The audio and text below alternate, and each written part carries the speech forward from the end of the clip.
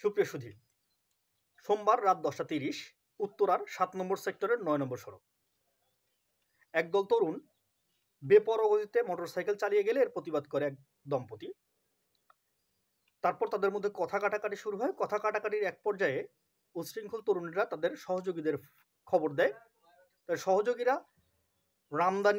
রামদা সহ দেশীয় অস্ত্রশস্ত্র নিয়ে আসলে সেই দম্পতির উপর আক্রমণ চালায়। সেই দম্পতিদের মধ্যে যে ভদ্রমহিলাটি, সেই ভদ্রমহিলাটি তার স্বামীকে রক্ষার্থে ঢাল হয়ে দাঁড়ায়, যা সারা দেশে ভালোবাসা কুড়াচ্ছে, যা ভালোবাসার অতি উজ্জ্বল একটি দৃষ্টান্ত স্থাপন করেছে। কিছুক্ষণের মধ্যেই এলাকাবাসী তাদেরকে ধাওয়া দেয়, উচ্ছৃঙ্খল তরুণদের ধাওয়া দেয়। দুজন তরুণকে তারা গণধোলাই দেয় এবং পুলিশের সোপর্দ করে।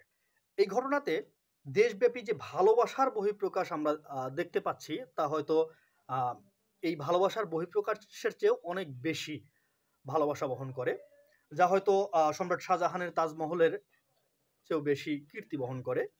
তবে আমরা একটা ব্যাপারকে আড়াল করে যাচ্ছি, সেটা হচ্ছে আমাদের দেশের বর্তমান আইন শৃঙ্খলা পরিস্থিতি।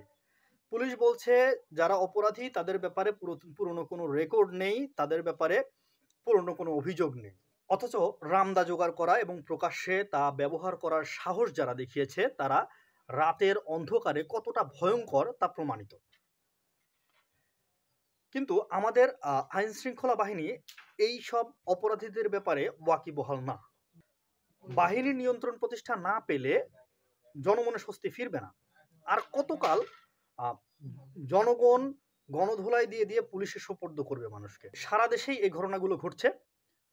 পটুয়াখালীতে 22 দিনে 18টি মসজিদে চুরির ঘটনা ঘটেছে। মোংলায় সাধারণ মুসল্লিরা 2 জন ফ্যান চোরকে আটক করেছে এবং গণধোলাই দিয়েছে। সারা দেশেই গ্রামে গ্রামে মানুষ ঘুমাতে পারছে না চোর ডাকাতের ভয়ে। খুন, ধর্ষণ যেন মামুলি ব্যাপারে পরিণত হয়েছে। মানুষের মনে আতঙ্ক বিরাজ করছে। সারা দেশে অপারেশন ডেভিল হান্ট চলমান রয়েছে। এর মধ্যেই রাজধানীর উত্তরার মতো একটি জায়গায় আমরা এরকম প্রকাশ্য ঘটনা দেখলাম। এভাবে আর কতকাল চলবে মানুষের গণধোলাই দিয়ে দিয়ে পুলিশের সোপর্দ করা?